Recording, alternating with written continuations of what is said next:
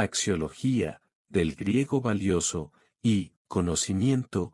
Filosofía de los valores o filosofía axiológica es la rama de la filosofía que estudia la naturaleza de los valores y juicios valorativos. 1. Incluye preguntas sobre la naturaleza y la clasificación de los valores y sobre qué tipo de cosas tienen valor. El término fue empleado por primera vez por Edward von Hartmann en 1887, 2, y posteriormente por Paul Lapie en 1902, 3, 4.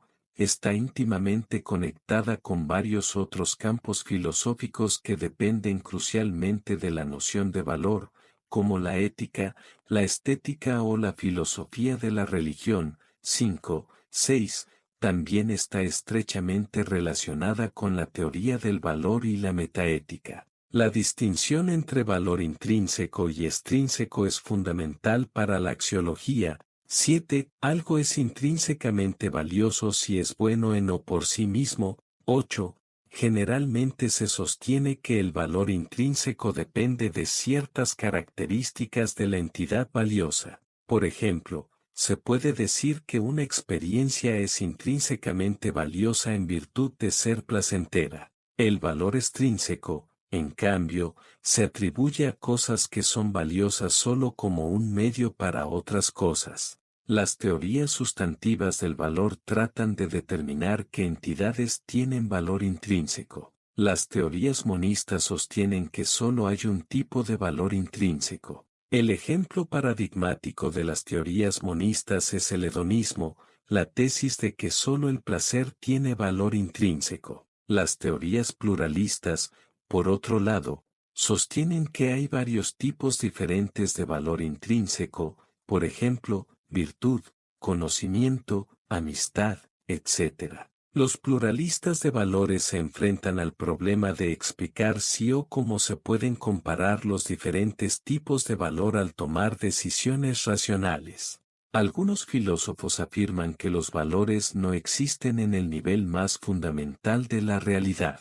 Uno de esos puntos de vista sostiene que una afirmación de valor sobre algo simplemente expresa la aprobación o desaprobación del hablante de esta cosa. Esta posición es opuesta por los realistas sobre el valor. La reflexión explícita acerca de los valores, sin embargo, es anterior a la noción de axiología y puede remontarse a David Hume, quien se preocupa principalmente por los valores morales y estéticos y elabora una teoría antimetafísica y nominalista de los valores. Con todo, la teoría de Hume define los valores como principios de los juicios morales y estéticos, visión que será criticada por Friedrich Nietzsche y su concepción genealógica de los valores, según la cual no solo los juicios estéticos y morales dependen de valores, sino que hasta las verdades científicas y las observaciones cotidianas responden a ciertos valores y formas de valorar,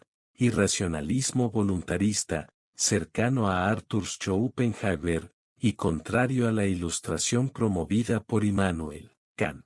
Antes de ellos, en orden de importancia estaría la filosofía de Kant, que ubicaría la posibilidad de una ética en el fundamento del sujeto y de la razón sustancial, y no en la mera racionalidad instrumental del cálculo al estilo del utilitarismo de Jeremy Bentham. Para Kant solo puede haber ética si hay libertad, condición de la necesaria autonomía, frente a la heteronomía impuesta, cita requerida. Así para Kant, en contra del conservador Hume, el mundo de la necesidad es el mundo de la física, o sea el mundo de la mecánica de Newton. Kant fue físico antes que profesor de filosofía.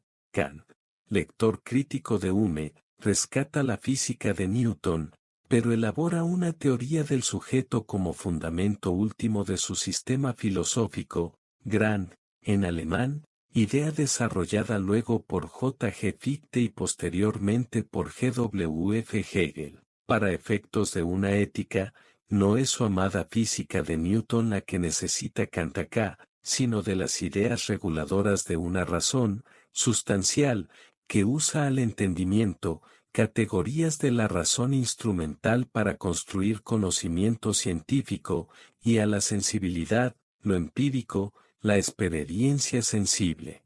Así Kant reconcilia a la razón científica y filosófica con la posibilidad de emancipación práctica, política y ética. Los grandes valores en Kant ya no estarán fosilizados en la vieja metafísica, de inspiración religiosa, sino en la Ilustración y sus valores emancipatorios y racionales, y serían parte del mundo de la razón y sus ideas reguladoras, cita requerida. Por otro lado y desde una matriz discursiva diferente, Marx desde la crítica a la economía política desarrolla una crítica al valor, que va más allá de la crítica a la usual mistificación entre valor de uso y valor de cambio. Marx desarrolla así una crítica al concepto económico de valor para fundamentar en buena medida sus críticas y análisis socioeconómicos. Ciertamente el precio no es el valor, pero la lectura de esta crítica social no es religiosa ni moralista, ni metafísica, sino con pretensiones científico-sociales. Desde luego, la crítica marxista, aunque parte de elementos filosóficos, va más allá de ellos, porque se ubica desde los elementos sociohistóricos que la permiten. Marx y luego el marxismo, en sus diferentes desarrollos discursivos, propone, una teoría y una praxis, que parte de su teoría de la historia, usualmente conocida como materialismo histórico, en sus diferentes variantes, así como desde su concepción sociológica que parte de una moderna teoría de la lucha de clases, para explicar las diferentes hegemonías y formas de dominación, en las diferentes formaciones históricas concretas y en los más generales modos de producción. Por ejemplo, el modo de producción esclavista, el modo de producción feudal, el modo de producción asiático, el modo de producción despótico tributario, modo de producción capitalista, modo de producción burocrático, modo de producción socialista, etc. El aporte discursivo fundamental de Marx fue su crítica al fenómeno moderno de la alienación de las grandes mayorías de la población mundial bajo el sistema mundo capitalista. Así plantea el fetichismo de la mercancía, por medio del cual la forma mercancía permea toda la cotidianidad principal humana, cita requerida, con anterioridad y desde que hubo un excedente económico humano, hay relaciones mercantiles, pero es con el capitalismo como modo hegemónico de producción, y sobre todo con el capitalismo industrial, y desde luego con el actual capitalismo financiero, que las relaciones humanas de forma generalizada, se ven condicionadas por la forma mercancía. Esto quiere decir, que la gran mayoría de los valores sociales vigentes tienen un origen mercantilista. Así, el ser humano, cuyo trabajo es el origen social de toda riqueza, se escinde de esta genealogía, de esta génesis social, y termina valiendo menos que su producción, que es la mercancía. Estas operaciones culturales colectivas, a veces se hacen muy sutilmente y aprovechando elementos inconscientes colectivos.